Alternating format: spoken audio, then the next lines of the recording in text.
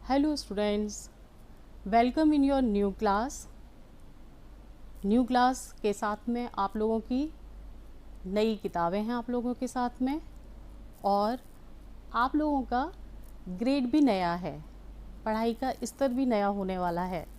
तो you should be happy and you are starting with a very good message of your lesson 1, that is a poem.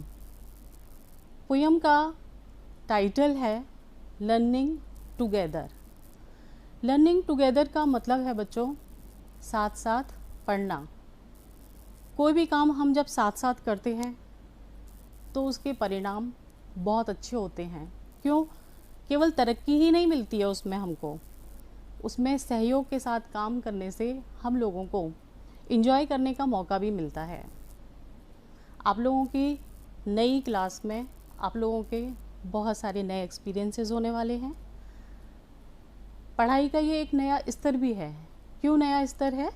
अभी तक आप जिन कक्षाओं में पढ़ रहे थे वो आप लोगों की लोअर प्राइमरी की कक्षाएं थीं, और अब आप लोग आ गए हो अपर प्राइमरी कक्षाओं में। तो आप लोगों का फिर से एक बार एक बहुत अच्छे मैसेज के साथ में नई किताब के नए पाठ की शुरुआत करेंगे हम लोग, और इसमें एक बहुत अच्छा सा मैसेज है जिसको फॉलो करेंगे द ईयर लॉन्ग। देखेंगे आप लोग बहुत कुछ गेन करेंगे इस मैसेज के साथ में। पोएम को स्टार्ट करने से पहले या लेसन को स्टार्ट करने से पहले आप लोग थोड़ा सा अपने दिमाग पर जोर डालिए और ये सोचिए कि जब आप सबसे पहली बार विद्यालय आए थे तो आपको कैसा लगा था। आप में से बहुत सारे बच्चे बहुत ज़्यादा जिज्ञासु थे, very curious to come to school and to enjoy the atmosphere of the school, but at the same time some of you were feeling सुबह जल्दी उठना पड़ेगा, स्कूल जाना पड़ेगा, आज़ादी नहीं रहेगी, मैडम डांटेंगी भी। तो आप लोगों के अलग अलग एक्सपीरियंस स्कूल आते वक्त रहे होंगे। उसके बाद में सोचो क्या हुआ, आप लोगों के दोस्त बनते गए, आप लोगों ने यहाँ पर मिल कर के खेलना, मिल कर के खाना खाना, बहुत सारी चीज़ें सीखी। और बहुत सारे बच्चों को जिनको पहले स्कूल अच्छा नहीं लगता था उनको अब स्कूल अच्छा लगने लग गया। तो बच्चों, जिस तरह के आपके वो शुरुआती एक्सपीरियंसेस थे उससे थोड़े से और अच्छे एक्सपीरियंस आपको इस कक्षा में होने वाले हैं, जिनके लिए पोएट ने आप लोगों को बहुत अच्छी तरह से तैयार किया है। अपनी बहुत सारी अच्छी सी फीलिंग्स जो इस पोएम में उसने उड़ेल के हम लोगों के सामने रख दी हैं। ये जो फीलिंग्स हैं, सही पूछे तो पोएट ने इतना करीब से बच्चों के मन को महसूस करके दी हैं कि आपको लगेगा कि ये पोएट की नहीं, ये तो हमारी ही फीलिंग्स हैं। तो इन फीलिंग्स के साथ में हम लोग इस लेसन 1 की आपकी कक्षा की शुरुआत करने वाले हैं। आप लोगों को बच्चों पोएम पढ़ने को मिल रही है, वो भी इतने ग्रेट मैसेज वाली। इसके साथ में एक चीज़ मैं और आप लोगों को बताना चाहूँगी कि बच्चों कोई भी चीज़ जब हम गा करके कहते हैं तो वो बहुत जल्दी से याद हो जाती है, जबकि अगर हमें कोई कहे कि लिख के ये हमने आपको ऐसे लिख के दे दिया है, इसको याद कर लो, तो हम लोगों को मुश्किल लगता है। आपने देखा होगा छोटे छोटे बच्चे भी अगर उनके सामने कुछ गा के बोला जाए तो उसको बहुत अच्छे तरीके से और बहुत जल्दी से याद करके दोहराने की कोशिश करते हैं। इसी तरह छोटे ही नहीं, आप जैसे लोग या आपसे बड़े लोग भी कोई भी पोएटिक वे में कही हुई बात को या गाने में कही हुई बात को जल्दी से याद कर लेते हैं और उसको दोहराने में उनको आसानी होती है, एंजॉय भी करते हैं डेफिनेटली। तो पोएम्स एंजॉय करने के लिए होती हैं, सीखना भी है, लैंग्वेज सीखना है और साथ में एंजॉय भी करना है। इस चीज़ को आप लोग जानते हो बहुत अच्छी तरह से, बस आपका ध्यान नहीं गया होगा। कैसे जानते हो? आपके गांव में बहुत सारी महिलाएं लोकगीत गाती हैं? आपने कभी सोचा वो लोकगीत क्या कहीं पर उन्होंने पहले लिखे थे, फिर पढ़े थे, फिर याद किए थे? नहीं ना। बस इसी बात को आपको समझ लेना है। जिस तरह से वो गाने हमने कहीं पर लिखे नहीं थे, पढ़े नहीं थे, लेकिन इतने मन के साथ, इतनी समझ के साथ में उनको हम अपने आसपास प्रस्तुत होते हुए देखते हैं, ठीक उसी तरह से पोएम्स होती हैं।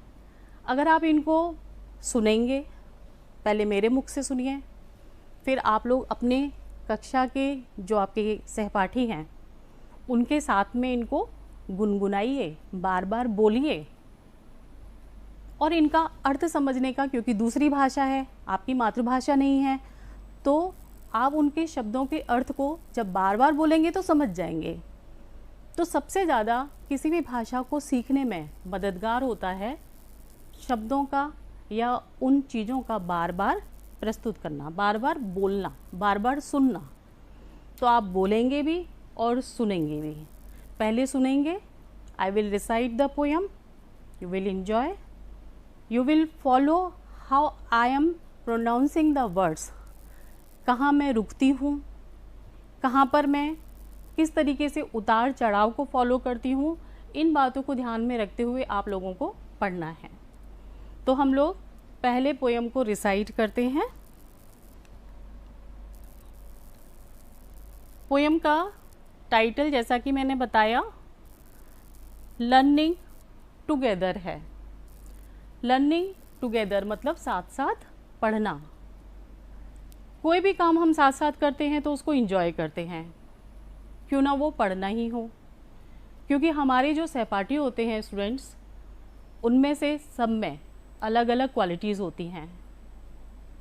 कुछ बच्चे किसी चीज़ में अच्छे होते हैं और दूसरे बच्चे किसी और चीज़ में अच्छे होते हैं।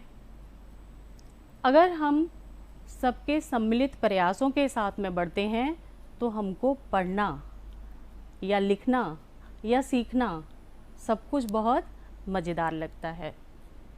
तो इसी क्रम को आगे बढ़ाएंगे हम लोग और कविता पढ़ेंगे, ये वाली पोएम पढ़ेंगे आप लोगों के लिए। शुरू करती हूँ मैं। I am reciting the poem, आप लोगों को फॉलो करनी है फिर आगे, ठीक है। 6th grade is a special place. See the big smile on my face. Our class is a great team. We make our teachers beam. We work hard each busy day, then out to the yard to play. Multiplication is fun. 9 times 9 is 81. Learn the math facts 1 through 10. Practice again and again. Play a game, sing a song, lots of fun all year long. Books to read, poems to say, learning new things every day.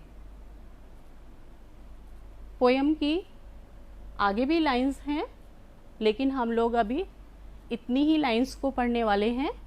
एक बार मैं आपको फिर से इसको recite कर रही हूँ, बहुत ध्यान से सुनेंगे आप लोग। 6th grade is a special place. See the big smile on my face. Our class is a great team. We make our teachers beam. We work hard each busy day, then out to the yard to play. Multiplication is fun. 9 times 9 is 81. Learn the math facts 1 through 10. Practice again and again. Play a game, sing a song, lots of fun all year long. Books to read, poems to say, learning new things every day.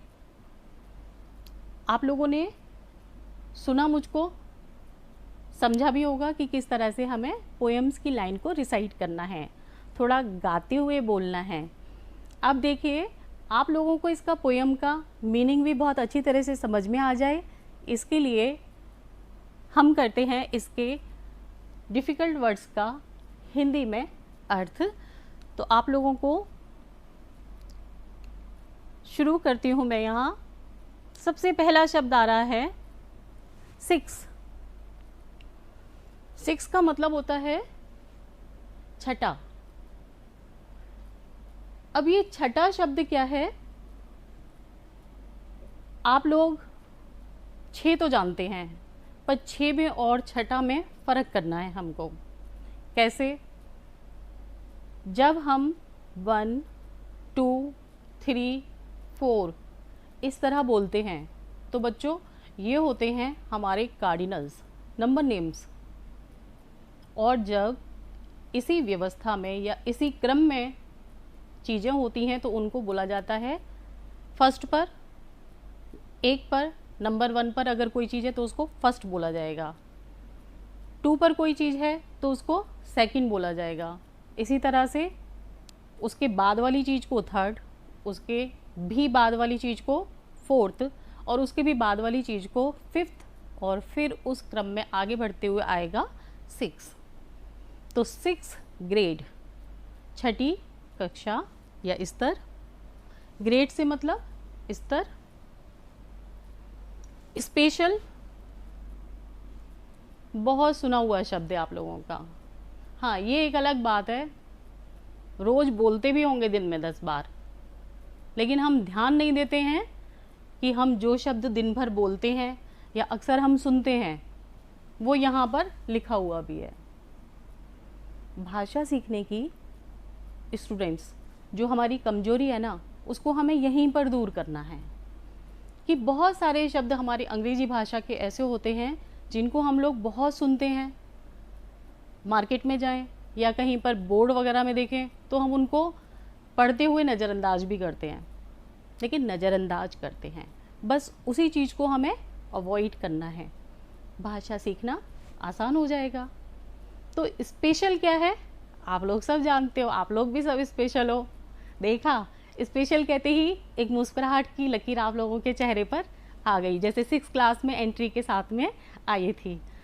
तो special का मतलब आप लोग सब जानते हैं, खास। जब कोई बात होती है कहते हैं हाँ स्पेशल गिफ्ट है ना मेरे लिए, बस वही स्पेशल है ये, जिसका मतलब है खास। अगला शब्द है स्माइल। स्माइल का मतलब हमारे चेहरे पर एक भावना, एक एक्सप्रेशन। स्माइल ये भी बहुत ही आपका परिचित शब्द हो चुका है, क्योंकि आप लोग मोबाइल पे बहुत स्माइलीज भेजते हो, तरह तरह के चेहरे के एक्सप्रेशंस वाले आप अपने मित्रों को फॉरवर्ड करते रहते हो। स्माइल का मतलब हो गया मुस्कान। इसके बाद ग्रेट टीम। ग्रेट, आप तो बहुत ग्रेट हो, अच्छी तरह बोलते होगे लेकिन शायद पहचानते नहीं हो उस शब्द को भी। तो बच्चों यही बात हमें सीखनी है कि जो भी हमारे पहचान वाले शब्द हैं, जिनको हम सुनने में पहचानते हैं, बोल भी लेते हैं, उनको हमें लिखने में भी पहचानना सीख लेना है। ग्रेट टीम, एक बड़ा समूह, महान समूह। अगला शब्द देखिए बीम। बीम का मतलब खुश। अगला शब्द यार्ड। यार्ड का मतलब है मैदान। इसके बाद मल्टीप्लिकेशन। मल्टीप्लिकेशन थोड़ा बड़ा शब्द है, इसको आप टुकड़ों में कर लीजिए थोड़ा, तब पढ़ना आसान हो जाएगा आप लोगों के लिए। तो पहले हम पढ़ेंगे मल्टीप्लिकेशन। इसका मतलब होता है गुणा। गुणा कहाँ होते हैं आप जानते हैं इतना तो, जब हम गणित पढ़ते हैं तब हम जोड़ना, घटाना, भाग करना और करते हैं गुणा की भी संक्रियाएं। तो ये वही संक्रिया है मल्टीप्लिकेशन, इसको अंग्रेजी में बोला जाता है। अगला फन, मज़ा, आनंद। 81 संख्या का नाम है, 81। प्रैक्टिस, अभ्यास, इसके बाद गेम, इसका मतलब हुआ खेल। ये भी शब्द आपका वैसे चित परिचित है, आप लोगों को स्पेलिंग्स पहचाननी है और लर्न करनी है। सॉन्ग, गाना। ऑल ईयर लॉन्ग, पूरे साल।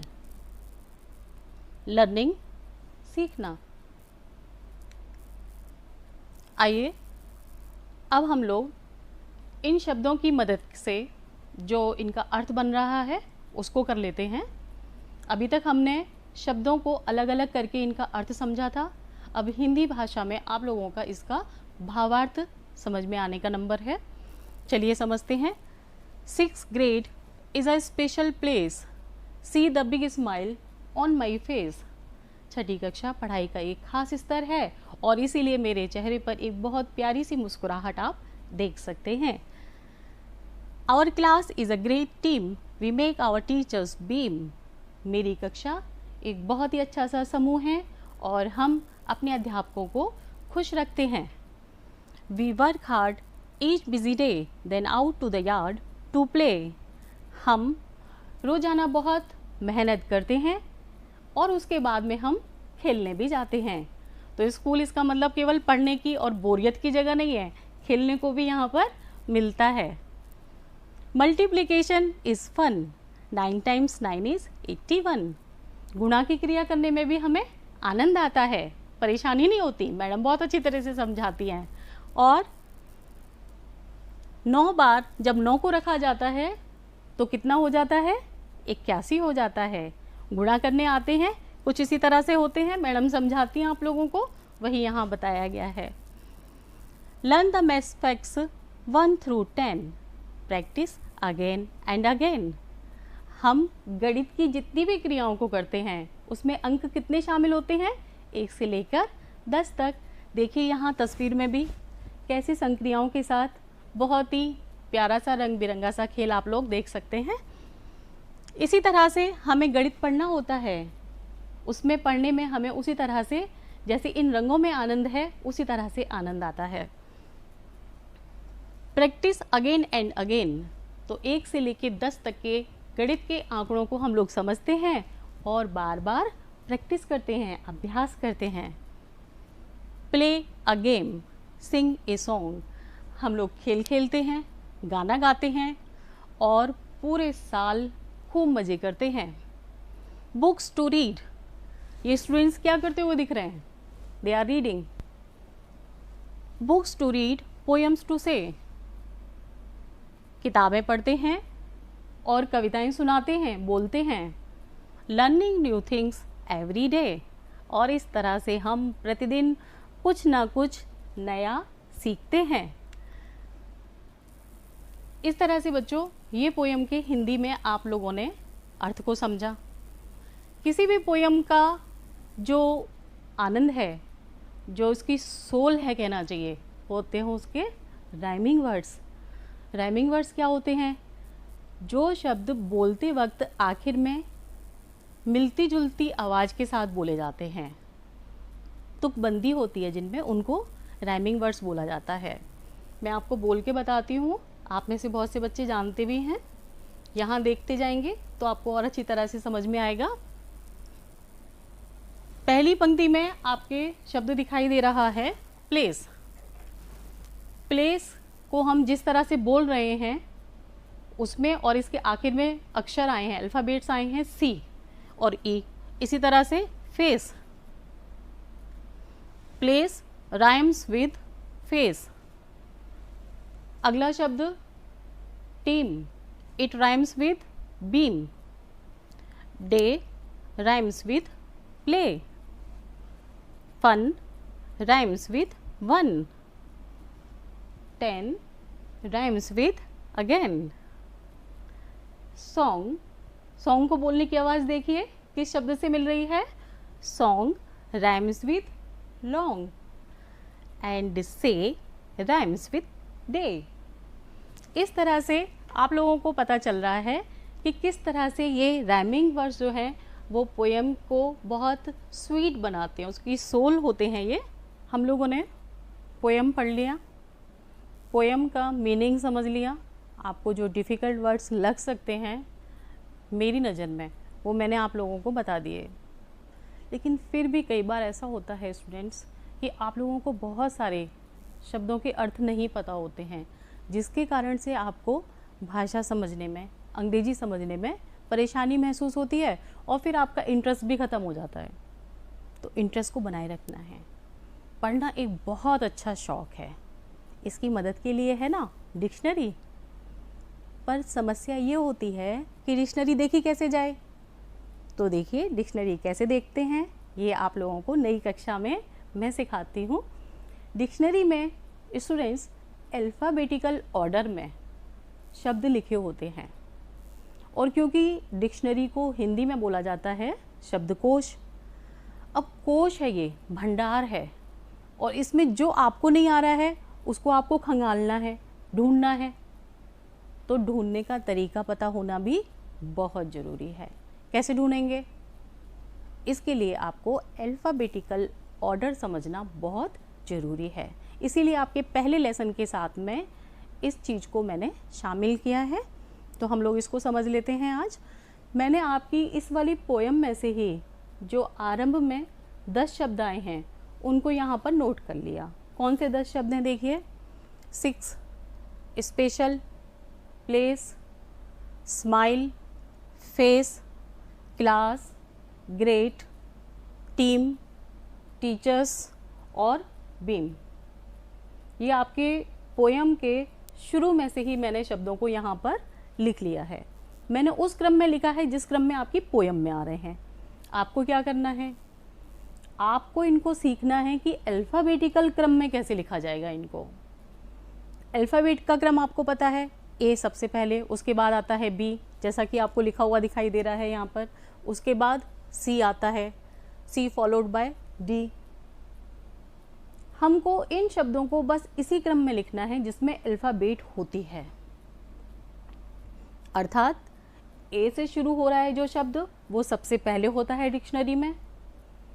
उसके बाद बी के सारे शब्दों का कलेक्शन होता है, उसके बाद सी के सारे शब्दों का कलेक्शन होता है, और इसी क्रम में जेड तक के सारे शब्दों का संकलन करके शब्दकोश में उनके अर्थ बता रखे होते हैं। अब इनमें भी क्योंकि ए से भी बहुत सारे शब्द हैं, तो उनको कैसे अलग करेंगे, उनको कैसे ऑर्डर में लाएंगे, उसको सीख लेते हैं। तो हम लोग पहले यहाँ ए से आरंभ होने वाला शब्द ढूंढते हैं। कोई भी दिखाई नहीं दे रहा। बी से आरंभ होने वाला एक शब्द है हमारे पास, और वो है बीम। तो हम सबसे पहले अल्फ़ाबेटिकल ऑर्डर में डिक्शनरी में कौन सा शब्द ढूंढ सकते हैं? बीम। तो बीम को हम वैसे यहाँ पर अपने लिख लेंगे, नोट कर लेंगे। इसके बाद में आप देखिए बी के बाद सी, अल्फ़ाबेट का आरंभ होने वाला शब्द ढूंढ लेते हैं। सी से शुरू हो रहा है क्लास, और कोई शब्द सी से शुरू यहाँ पर नहीं होता पाया हमने। तो हमने सी के शब्द को, क्लास को बी के बाद यहाँ पर ऑर्डर में व्यवस्थित कर दिया, लिख दिया। इसके बाद डी से आरंभ होने वाला शब्द भी यहाँ हमारी लिस्ट में नहीं है। एफ, ई से नहीं है, तो एफ पर आएंगे, और एफ से एक शब्द हमें यहाँ पर मिल रहा है। एफ से कोई दूसरा शब्द यहाँ पर नहीं है। तो अगला हमारा क्रम में आ रहा है एफ से स्टार्ट होने वाला शब्द फेस। इसके बाद में जी से स्टार्ट होने वाला शब्द ग्रेट, और कोई नहीं है, तो ग्रेट को हमने ऑर्डर में यहाँ पर लिख लिया, व्यवस्थित कर लिया। इसके बाद में एच से नहीं है, आई से भी नहीं है, जे से भी नहीं है, के से भी नहीं है, और एल से भी नहीं है, एम से भी नहीं है, एन से भी नहीं है, ओ भी नहीं है, पी। अगला शब्द हमें यहाँ पर पी से मिल रहा है, और वो है प्लेस। तो हम लोगों ने क्या किया कि प्लेस को ग्रेट के बाद में लिखा। अब पी के बाद में क्यू से भी नहीं है यहाँ, आर से शुरू होने वाला शब्द भी नहीं है, एस से शुरू होने वाला शब्द 6 पहले नंबर पे लिखा हुआ है। लेकिन एस से यहाँ पर शुरू होने वाले शब्द एक नहीं अधिक हैं। अब इनमें से किसको पहले लिखेंगे आप? इधर जहाँ पे ये ऑर्डर बना रहे हैं, इसको समझने के लिए ही हमने ये टेबल बनाई हुई है, जिसका आपके मन में बहुत देर से ये प्रश्न हो रहा होगा कि ये क्यों बनाई है। इसमें हमें क्या करना है कि पहले अल्फ़ाबेट के तुरंत बाद दूसरे नंबर पर जो अल्फ़ाबेट है उसको कंसीडर करना होता है, उसके बाद वाले को और फिर उसके बाद वाले को। इस तरह के क्रम में ही डिक्शनरी में शब्दों को व्यवस्थित किया गया होता है और उन्हीं की सहायता से हमें अपने जो ढूंढना वाला शब्द है, जो संबंधित शब्द है, उसका अर्थ ढूंढ पाना, उसको चिन्हित करना आसान हो जाता है। तो यहाँ पर हम लोग ये देखेंगे कि किस तरह से हमने एस के तीनों शब्दों को व्यवस्थित करना है। एस में दूसरे नंबर पे आई है, इस वाले में, इसमें पी है और इसमें एम है। तो अब आप ये देखो कि इन तीनों में से आई पहले आता है या पी पहले आता है या एम पहले आता है? आई पहले आता है। तो एस के बाद आई जिस शब्द में आया है उसको हम सबसे पहले क्रम में रख लेंगे। तो 6 शब्द प्लेस के बाद आ जाएगा। इसके बाद रह गया पी और एम, तो एम पहले आता है पी से। अब इस्माइल को हम यहाँ पहले व्यवस्थित करेंगे। इसके बाद तीसरा शब्द बचा एस का स्पेशल, उसको हम यहाँ लिख लेंगे।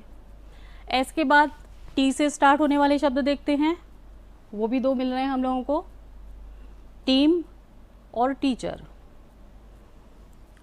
अब यहाँ पर भी समझने की बात है, दोनों का दूसरा अल्फ़ाबेट, तीसरा alphabet, they are same. What we have to do now? अब हमें फोर्थ को कंसीडर करना है। कैसे? देखिए, यहाँ पर फोर्थ पर सी है और यहाँ फोर्थ पर एम है। तो सी पहले आता है या एम पहले आता है? सी पहले आता है। इसीलिए हम सी फोर्थ स्थान पे जिसमें लिखा हुआ है उसको पहले लिख लेंगे, यानी टीचर को हम पहले रखेंगे और उसके तुरंत बाद हम टीम को। इस तरह से अल्फ़ाबेटिकल ऑर्डर में आप लोगों को किस तरह से शब्द व्यवस्थित होते हैं ये समझ में आ गया। जैसे आपने व्यवस्थित किए हैं वैसे ही शब्दकोश में आपके व्यवस्थित मिलते हैं। आपको कोश में भटकना नहीं पड़ेगा, ढूंढना नहीं पड़ेगा। शब्दों के अर्थों को समझने के लिए डिक्शनरी की मदद लेना आसान हो जाएगा। इस चीज़ को सीखने के बाद आइए अब हम आगे बढ़ते हैं। ये चीज़ भी आप लोगों की मैंने शुरू में बताई थी, एक बार इसको और अच्छी तरह से समझाने के लिए देखिए। यहाँ पर मैंने लिखा हुआ है नंबर 1 का ऑर्डिनल शब्द फर्स्ट, उसके बाद वाला सेकंड, इसी तरह का फॉलोअप होता जाएगा। और 3 नंबर पे ये कार्डिनल्स हैं और इनके सामने जो लिखा हुआ है वो इनका ऑर्डिनल है, इनका व्यवस्था का क्रम है। तो इस तरह से हमने ये भी सीखा। अब आप लोगों को पोएम समझ में आ गई होगी। कुछ काम दिया जाए आप लोगों को क्या करना है, घर पे जाके खूब अच्छी तरह से पोएम को पढ़ना है, बार बार रिसाइट करके, थोड़ा गा के, और अपनी फीलिंग्स को, right your own feelings about your new class. आपकी 6ठी क्लास नई क्लास है ना, इसके बारे में आप लोगों को अपनी फीलिंग्स को थोड़ा अपने शब्दों में लिखने की कोशिश करनी है। शब्द टूटे फूटे हों, सेंटेंस थोड़े टूटे फूटे हों, चलेगा, but you have to do. Each and every student of my class have to this exercise. ये आप लोगों को सबको करना है ये काम। इसके बाद में आपको टीम में काम करने के फ़ायदों को अपने दोस्तों के साथ भी डिस्कस करना है, पहले के एक्सपीरियंस के बारे में भी बातचीत करनी है। पोएम पढ़ेंगे, उसके टेक्स्ट के गो थ्रू करेंगे, तो ये एक तरफ आधे सेंटेंस लिखे हुए हैं और दूसरी तरफ उसका सही मिलान करके पूरा बनाने के लिए वाक्य को दूसरे सेंटेंस का हिस्सा लिखा हुआ है। कैसे मिलाएंगे इसको, एक मैंने आपको मदद करने के लिए, उदाहरण समझाने के लिए किया हुआ है। सी द बिग स्माइल, ये आधा हिस्सा है वाक्य का, इसको पूरा कैसे करेंगे, इन वाले सेंटेंस में से देख करके। ये सी पर जो लिखा है ना, ऑन माई फेस, ये यहाँ पर इसके साथ मैच हो रहा है, 1 इज मैचिंग विथ सी। इसी तरह से आपको ये बाकी मैचेस भी करने हैं। टेक्स्ट के गो थ्रू करके। और इस तरह से आप लोगों को पोएम की ये लाइंस